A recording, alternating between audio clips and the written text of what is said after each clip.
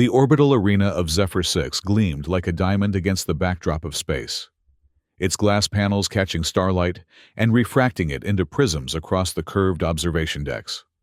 Suspended between the stars and the swirling azure atmosphere of the planet below, the structure was the pinnacle of engineering achievement and the nadir of humanity's moral compass. This was where justice had become entertainment, where sentences were served for the pleasure of paying audiences. Ember Vale stood in the preparation chamber, her wrists bound by glowing restraints that hummed with energy.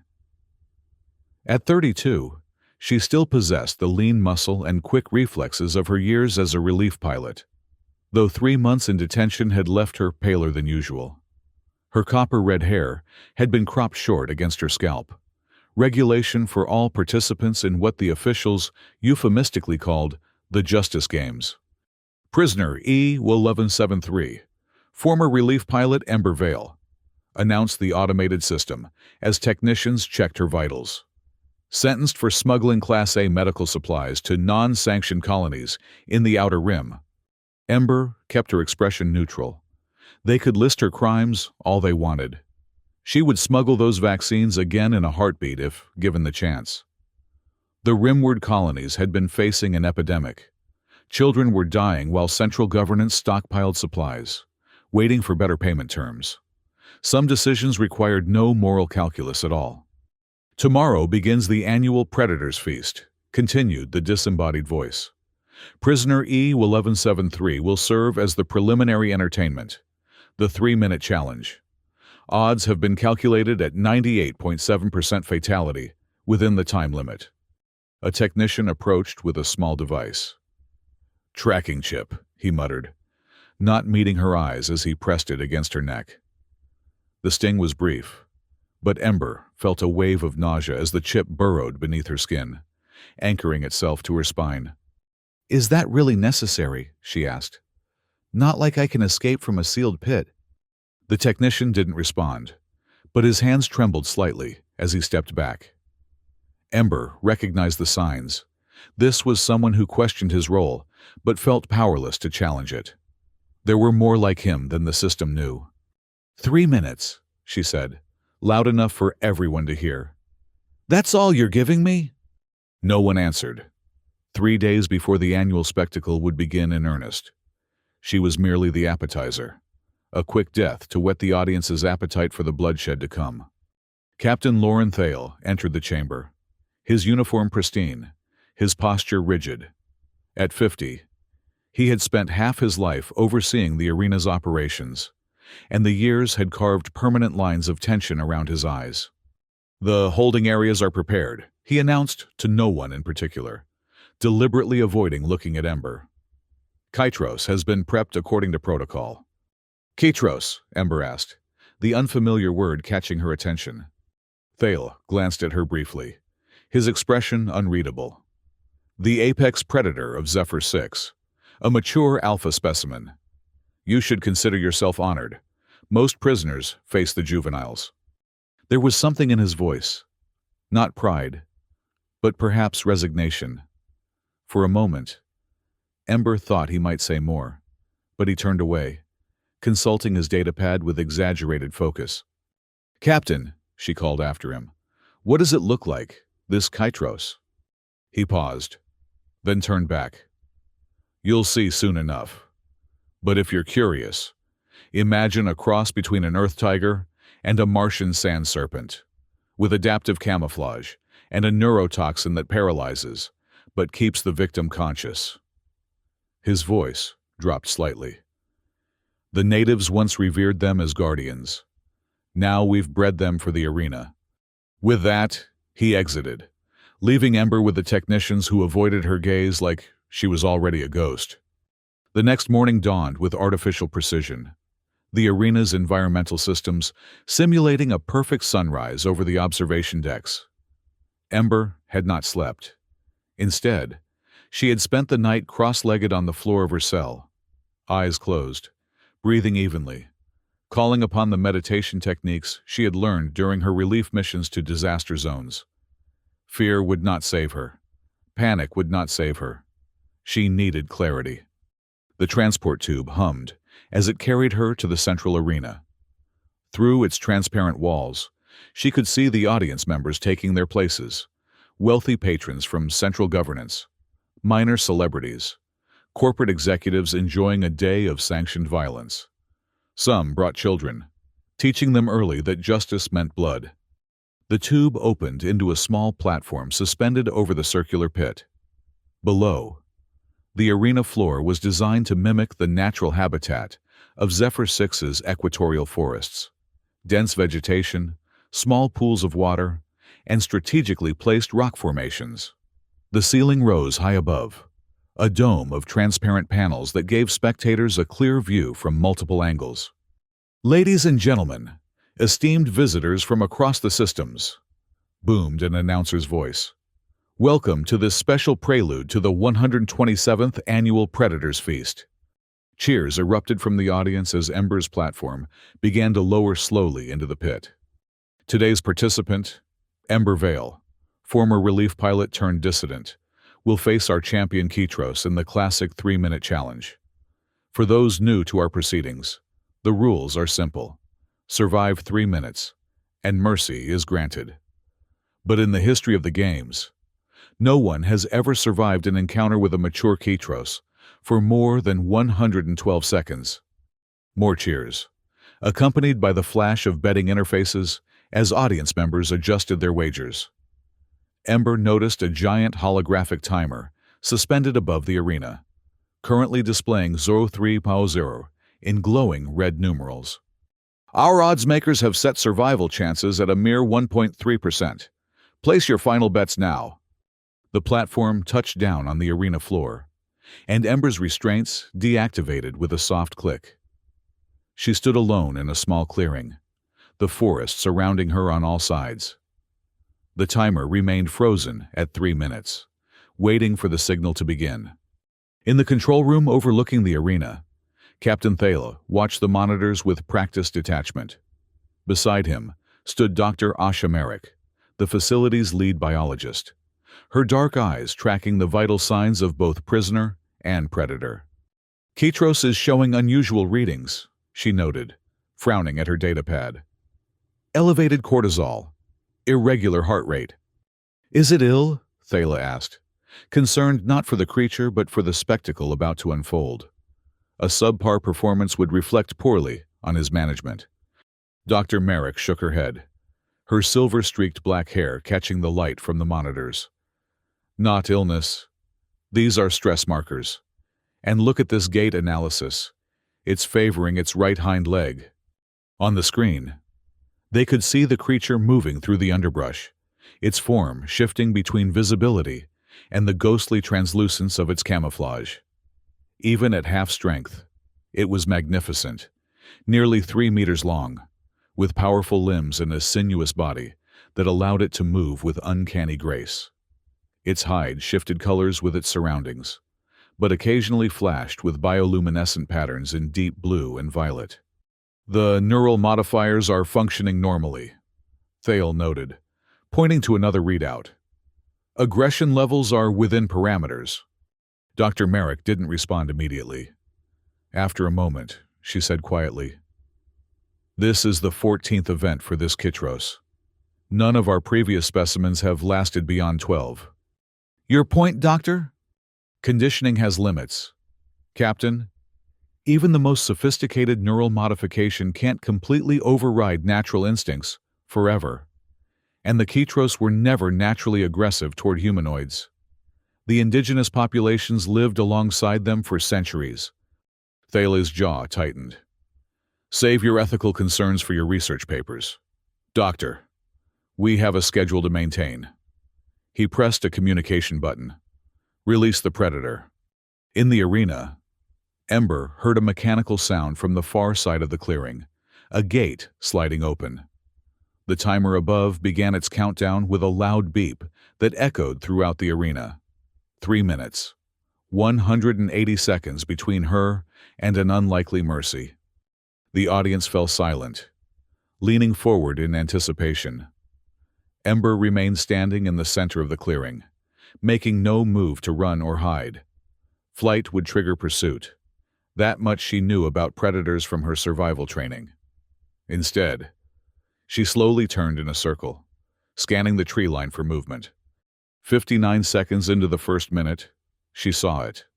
A ripple in the underbrush, a suggestion of motion rather than a clear form. The Kitros was circling, assessing her as any intelligent hunter would. Ember kept her breathing steady, though her heart hammered in her chest. The creature emerged partially from the vegetation 73 seconds in. A massive head with amber eyes that gleamed with intelligence, and something else Ember couldn't immediately identify. Pain, perhaps. The Kitros's hide shimmered, trying to match the dappled sunlight of the artificial environment, but the camouflage flickered unevenly. Ember noticed immediately that something was wrong with the creature's movement.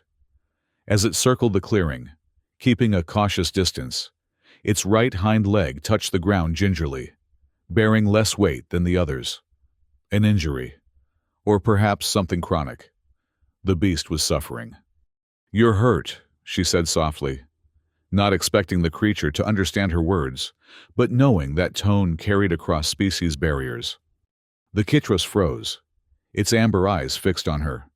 The timer overhead showed 01:45 remaining, nearly halfway through her challenge, and the predator had yet to attack. In the control room, Dr. Merrick leaned closer to her monitor. "This is unusual behavior," she murmured. "Kitros should have initiated an attack pattern by now." Thale frowned, glancing at the audience monitors. The spectators were growing restless, their excited murmurs turning confused. "Apply Stimulus Protocol 1, he ordered. A technician nodded, adjusting controls on his panel. In the arena, small devices buried in the ground activated, emitting a high-frequency sound inaudible to human ears, but precisely calibrated to agitate the Kitros. The effect was immediate. The creature's body convulsed, its camouflage failing completely to reveal a hide of midnight blue with streaks of silver. It emitted a sound somewhere between a roar and a keening wail, dropping to the ground and pawing at its head. Ember flinched at the creature's obvious distress. This wasn't natural aggression. This was torture, designed to provoke violence. The realization flooded her with unexpected anger. Whatever crime she had committed, whatever justice the system claimed to dispense, there was no justification for the suffering of this magnificent being. Without conscious thought, she began to hum, a low, soothing melody from her childhood on the agricultural moon of Tellus Prime. It was a lullaby her mother had sung during storm seasons, when the winds howled and the children huddled in the community shelters. A song meant to comfort in the face of forces beyond control. The Kitros's thrashing slowed, its massive head lifted, amber eyes focusing on Ember, with what could only be described as confusion. The timer read 01:12. In the control room, alarms began to sound. "Heart rate decreasing," reported Dr. Merrick, unable to keep the wonder from her voice. "The stimulus is being counteracted somehow." "Impossible," Thale snapped. "Increase to level 2. The technician hesitated, looking at Dr. Merrick, who shook her head slightly. "Level 2 could cause permanent neural damage," she warned. "This specimen is already compromised." "I gave an order," Thale insisted. Reluctantly, the technician adjusted the controls. In the arena, the hidden devices increased their output. The Kitros convulsed again, more violently this time, its roar filling the arena. The audience gasped collectively, some applauding at what they perceived as the beginning of the expected attack. But instead of launching itself at Ember, the creature began to thrash against the ground, its powerful tail whipping in distress. Ember stopped humming and took a step forward, then another. The timer read 58. "What is she doing?" someone in the audience exclaimed, loudly enough to be heard throughout the arena. Ember continued forward, slowly, deliberately, until she stood just 3 meters from the suffering Kitros. She could see now what she hadn't been able to discern from a distance: scars covering the creature's hide, some old and white, others newer, and still angry red. This wasn't just an injured predator. This was a being that had endured years of systematic abuse. "Stop!" she said loudly, looking up at the control room visible through a transparent panel above. "You're hurting it!" Her voice, amplified by the arena's acoustic design, carried to every corner of the facility. A ripple of uncomfortable murmurs spread through the audience. In the control room, Dr. Merrick turned to Thala. "Captain, the neural readings are chaotic. If we continue, we risk losing the specimen entirely." Thale's face had paled, his eyes darting between the monitors and the increasingly restless audience. "Apply level 3, he ordered, his voice tight. Both Dr. Merrick and the technician stared at him in shock. "Captain, level 3 has never been tested on a mature Kitros," the technician protested. "The simulations suggested—" "Do it," Thale interrupted. "We have less than a minute remaining, and this spectacle is turning into a farce." The technician reluctantly adjusted the controls, and immediately the Kitros's body went rigid, a terrible keening sound emerging from its throat. Ember, now just 2 meters away, felt tears spring to her eyes at the creature's obvious agony. Without thinking, she closed the remaining distance and dropped to her knees beside the massive head of the predator. "I'm sorry," she whispered, reaching out a hand to touch the creature's hide. It was warm and surprisingly soft, vibrating with the Kitros's labored breathing. The timer read 0030, in a move that caused the entire arena to gasp collectively. Ember pressed her forehead against the Kitros's head, directly between its amber eyes. "I see you," she murmured. "I see your pain. We're both prisoners here, aren't we?" The keening stopped. The Kitros's massive body went still, its breathing evening out, slowly, its head lifted, bringing Ember's face level with its eyes. For an impossible moment, human and predator regarded each other at point-blank range. Something passed between them. Recognition, perhaps, or a more profound understanding that transcended species. The amber eyes blinked once, slowly, deliberately. "Level 4!" Thale shouted in the control room, his composure cracking. "Apply level 4 immediately!" "No," Dr. Merrick moved between the technician and the controls. "That would kill it, Captain, and possibly the prisoner as well at this range." "That's the point of the challenge," Thala hissed. "Move aside, Doctor!" The timer read 0010. In the arena, the Kitros's body tensed. The audience held its collective breath, certain they were about to witness the violent end that had been promised. Ember remained kneeling, her eyes closed, accepting whatever would come. At exactly 3 seconds remaining, the Kitros moved, not to attack, but to shift its massive body. With a grace that belied its size, it curled around Ember's kneeling form, its tail sweeping around to create a protective circle. Its head remained raised, amber eyes now fixed on the control room with unmistakable defiance. The timer hit 0020 with a loud, sustained beep. Ember Vale had survived the 3-minute challenge. The arena descended into chaos. Some audience members stood in shock. Others shouted in confusion or anger. Betting interfaces flashed with unprecedented payouts for the few who had wagered on survival, while the vast majority displayed substantial losses. In the protective curl of the Kitros, Ember placed a gentle hand on the creature's flank, feeling the strong heartbeat beneath her palm. "Thank you," she whispered, though she wasn't entirely sure what she was thanking it for. Mercy, perhaps, or simple recognition of shared suffering. The Kitros rumbled a sound deep in its chest that Ember felt more than heard. Not a growl of aggression, but something closer to a purr. In the control room, Captain Thale stood frozen, staring at the monitors in disbelief. "This is unprecedented," he finally managed, his voice hollow. Dr. Merrick was already gathering her equipment. "I need to get down there," she said, her professional demeanor barely containing her excitement. This interaction could revolutionize our understanding of Kytros behavior. The challenge is complete, Thale said mechanically. Protocol dictates the prisoner be removed and the predator return to containment. Dr. Merrick paused at the door. Look at them, Captain, she said, pointing to the monitor where Ember sat calmly, within the protective circle of the massive predator. Do you propose to send handlers in there to separate them by force? Because I can tell you with scientific certainty that the Kytros will defend her. Thale had no answer. In all his years overseeing the Justice Games, he had never encountered a situation remotely like this one. The rulebooks and protocols offered no guidance for a moment when the fundamental premise of the spectacle, predator and prey, had been so completely subverted. In the arena, the audience's initial shock was giving way to something more complex. Some were filming with personal devices, broadcasting the unprecedented scene across networks.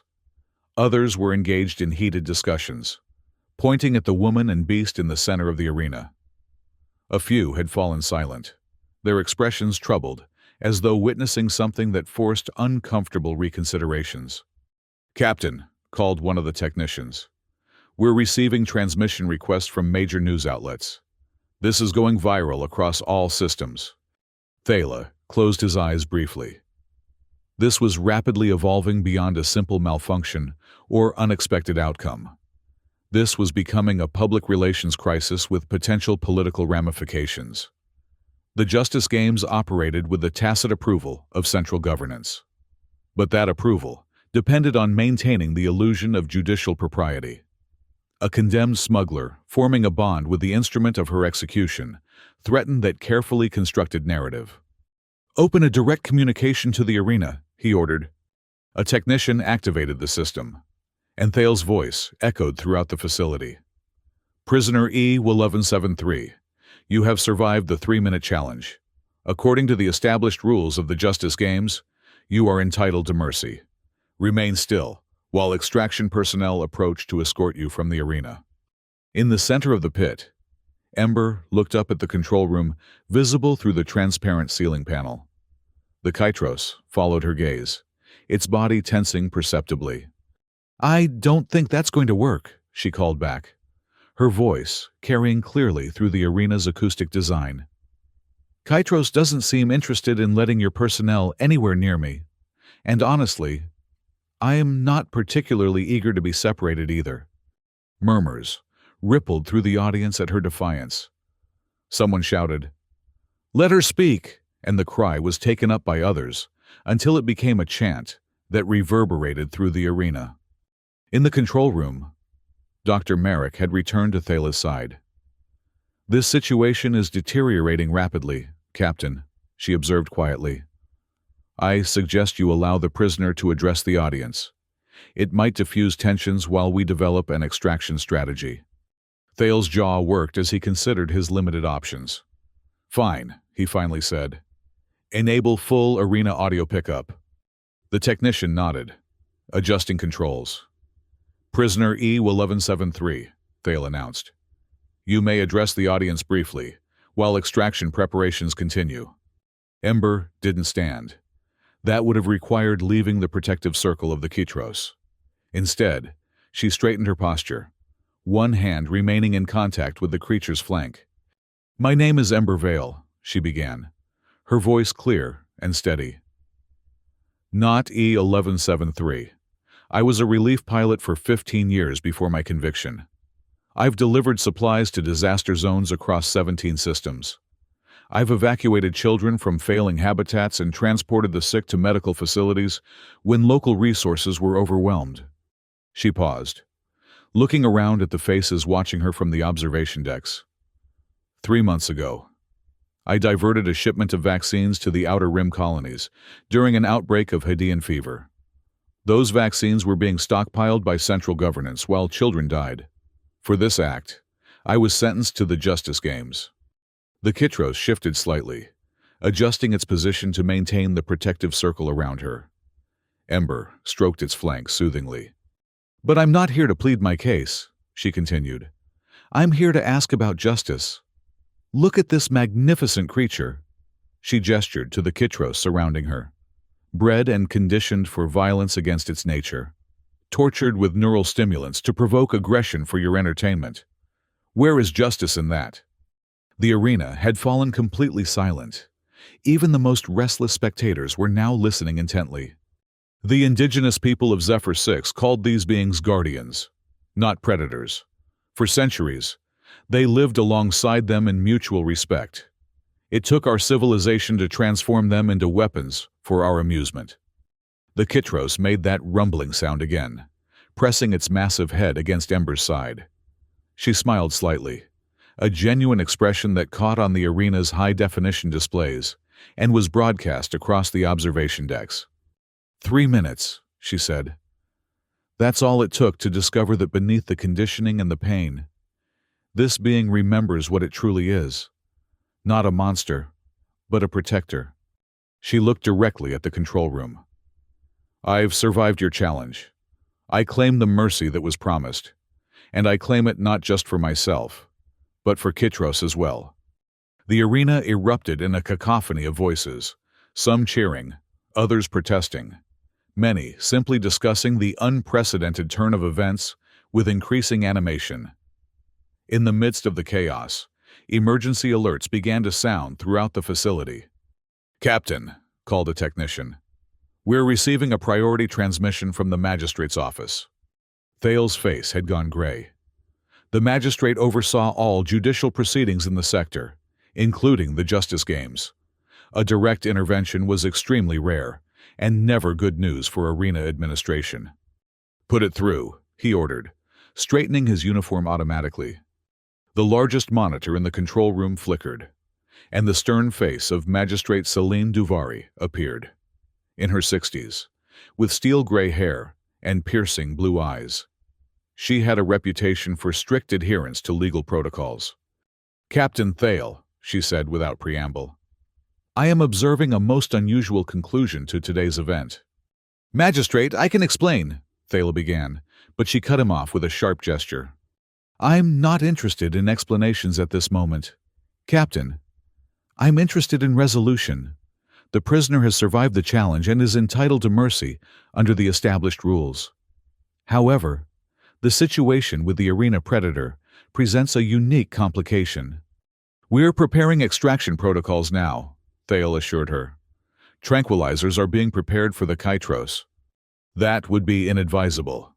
"Captain," interrupted Dr. Merrick, stepping into view of the transmission. "Forgive the interruption, Magistrate, but I'm Dr. Asha Merrick, lead biologist for the facility. Our readings indicate the Kitros has formed an unprecedented protective bond with the prisoner. Attempting forced separation could result in extreme aggression and potential loss of life, including arena personnel."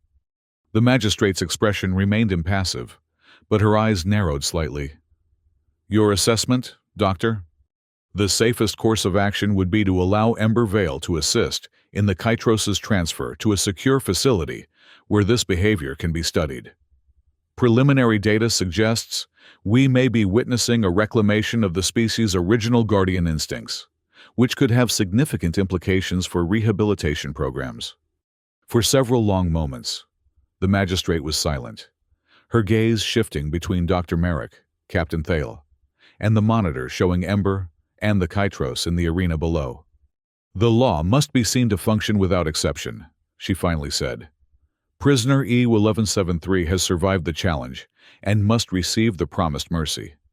However, the manner of that mercy is at my discretion." She leaned forward slightly. "Here is my ruling. Ember Vale's sentence is commuted to 5 years of mandatory service in the newly established Zephyr Wildlife Rehabilitation Program, where she will work directly with Dr. Merrick in the study and rehabilitation of arena specimens. Beginning with this Kitros, she will remain under the judicial supervision of this office, but will be granted the necessary freedoms to perform her duties." Dr. Merrick couldn't completely suppress her smile. Captain Thale's expression remained carefully neutral, though a muscle twitched in his jaw. "Furthermore," the magistrate continued, I am ordering an immediate review of all neural modification protocols used in the Justice Games, with Dr. Merrick to lead the investigation. Captain Thale, you will provide full cooperation. Yes, Magistrate, Thala responded stiffly. Make the announcement and begin evacuation procedures for the arena. I expect a preliminary report on my desk by tomorrow morning. With that, the transmission ended. For a moment, the control room was silent, except for the continued sounds of the audience outside. Well, Dr. Merrick said finally, it appears we have work to do. Thala nodded curtly and turned to the communication system. Attention, please. His voice echoed throughout the arena. By order of Magistrate Duvari, today's proceedings are concluded. Prisoner E1173, Ember Vale, has been granted mercy in accordance with the rules of the 3-minute challenge. He paused, clearly struggling with the unprecedented nature of the announcement he was about to make. Her sentence has been commuted to service in the Zephyr Wildlife Rehabilitation Program, where she will assist in the rehabilitation of arena specimens, including the Kitros currently in the arena. All spectators are requested to exit the facility in an orderly fashion. Full refunds will be processed automatically. In the arena, Ember looked up at the announcement, a complex mixture of emotions crossing her face: relief, surprise, and cautious hope. She leaned against the Kitros, whispering something that the arena microphones didn't catch. The massive creature rumbled that purring sound again, its amber eyes half-closing in what looked remarkably like contentment. The audience began to disperse, many still filming, others engaged in animated discussions about what they had witnessed. A few lingered, watching the woman and the predator, with expressions that had transformed from bloodthirsty anticipation to something approaching wonder. Dr. Merrick entered the arena 30 minutes later, after most of the audience had departed. She approached slowly, medical kit in hand, stopping several meters from the protective circle formed by the Kitros. Ms. Vale, she called softly. I'm Dr. Asha Merrick, the facility's lead biologist. I've been authorized to escort you and Kitros to the rehabilitation center, but I'll need your help with the transfer. Ember nodded, gently stroking the Kitros's flank. He's injured, she said. His right hind leg. There's chronic pain there, and the neural modifiers are causing distress. Dr. Merrick's eyebrows rose slightly at Ember's use of he rather than it, but she nodded. We'll do a complete medical evaluation once we reach the secure facility. But first, we need to move him without triggering the security protocols or causing additional stress. He'll follow me, Ember said with quiet confidence. Just show us the way. Dr. Merrick hesitated only briefly before nodding. Very well. The transport gate is on the eastern side of the arena. It leads to a secure corridor that connects to our research wing. Ember whispered to the Kitros again, then slowly stood. The massive creature uncurled from around her, rising to its full height. Standing, it towered over both women, its midnight blue hide now shimmering with bioluminescent patterns that pulsed in a slow, regular rhythm. Beautiful, Dr. Merrick breathed, unable to maintain full professional detachment. In all my years studying them, I've never seen voluntary illumination patterns like this. What do they mean? Ember asked, keeping one hand in contact with the Kitros's side as they began to walk slowly toward the eastern gate. The indigenous populations believed the patterns were a form of communication, expressions of emotional states or intentions. Our research has been inconclusive, largely because we rarely observed natural behavior in the arena specimens. As they walked, Dr. Merrick studied Ember with undisguised curiosity. May I ask, what did you do in there? How did you counteract the neural stimulants? Ember shrugged slightly. I didn't do anything special. I just saw him, not as a predator or an opponent, but as another being in pain. I think he recognized that. She glanced up at the massive creature walking beside her. Maybe sometimes that's all it takes, to be truly seen. They reached the transport gate, which slid open automatically. The corridor beyond was wide and high-ceilinged, designed to accommodate arena specimens during transfer. Dr. Merrick led the way, with Ember and the Kytros following. "The magistrate's ruling was unexpected," Dr. Merrick commented as they walked. "But fortuitous. I've been advocating for a rehabilitation program for years, with limited success." "Until today," Ember noted. "Until today," Dr. Merrick agreed. "What happened in that arena, the bond you formed, it challenges everything we thought we knew about Kytros behavior under neural modification.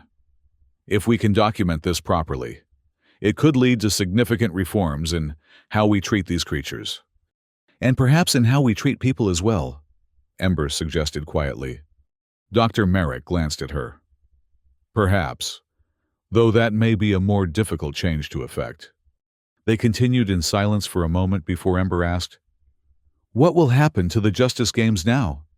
The biologist sighed. "One incident, however dramatic, is unlikely to end an institution that has existed for over a century. But it has created a crack in the facade, a public moment of doubt about the spectacle we've all accepted for so long." She looked at Ember with newfound respect. And sometimes, that's where real change begins.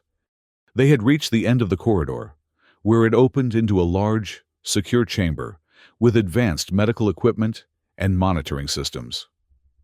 Captain Thale was waiting, along with several security officers who tensed visibly at the sight of the Kytros walking freely beside Ember. "Stand down," Thale ordered his personnel, though his own posture remained rigid. "Dr. Merrick has authorization for this transfer." The Kytros growled low in its throat, the bioluminescent patterns on its hide pulsing more rapidly. Ember stroked its flank soothingly. "It's all right," she murmured. "We're safe here."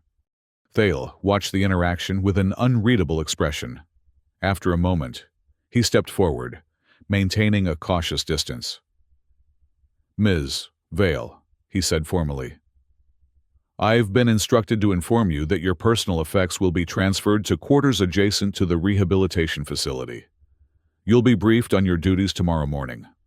He paused, then added stiffly, "The magistrate has also ordered a review of your original case file.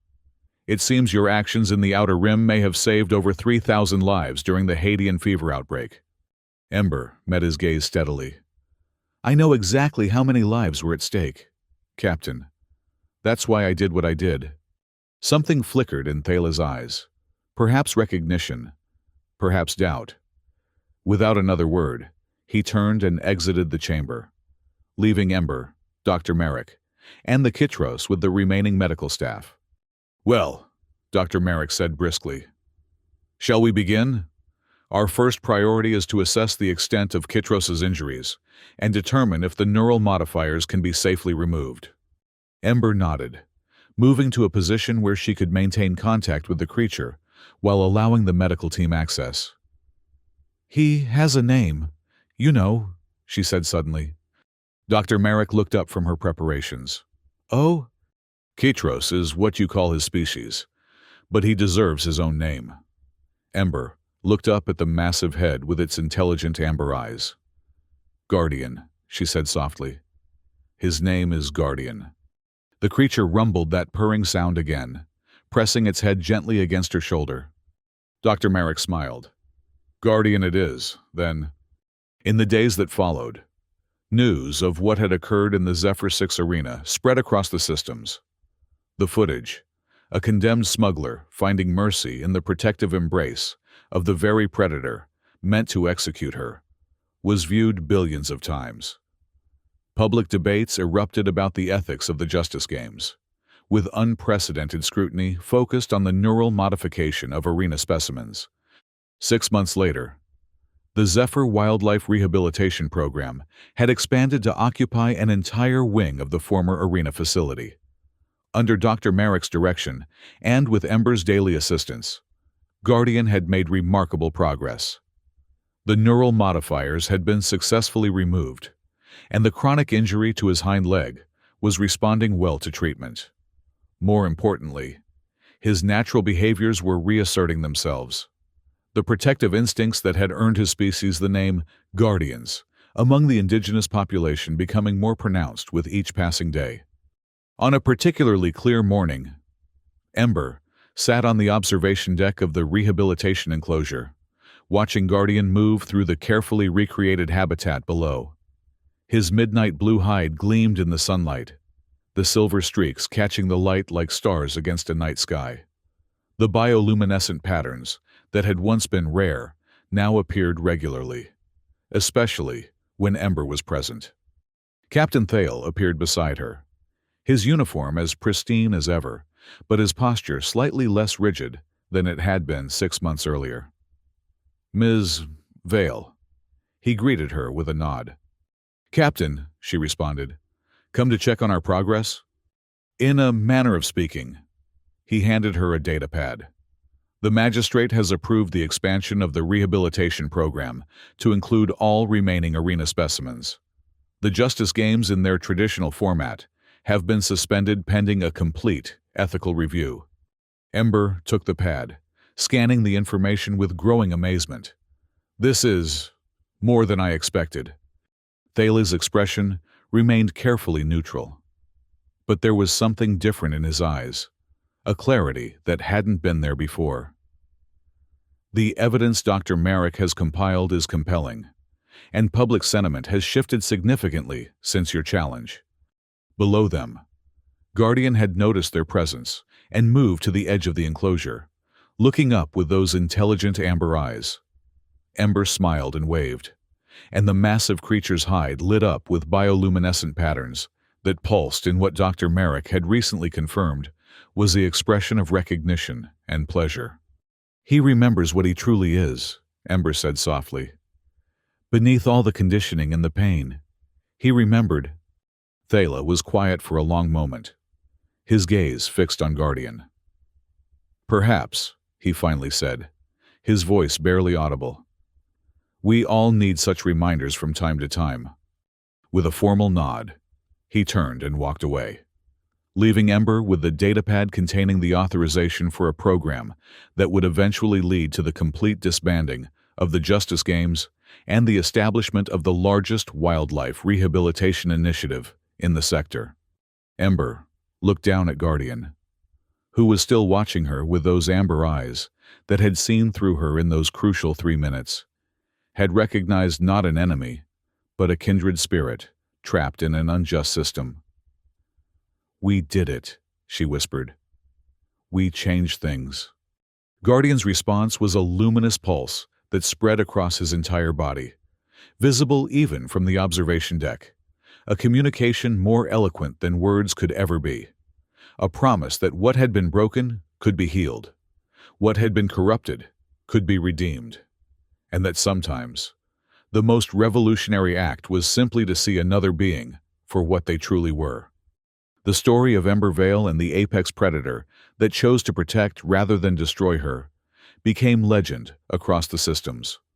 A small moment of unexpected grace that grew into a movement, challenging a society to question what justice truly meant and reminding them that even in the most broken systems, compassion could still triumph over cruelty.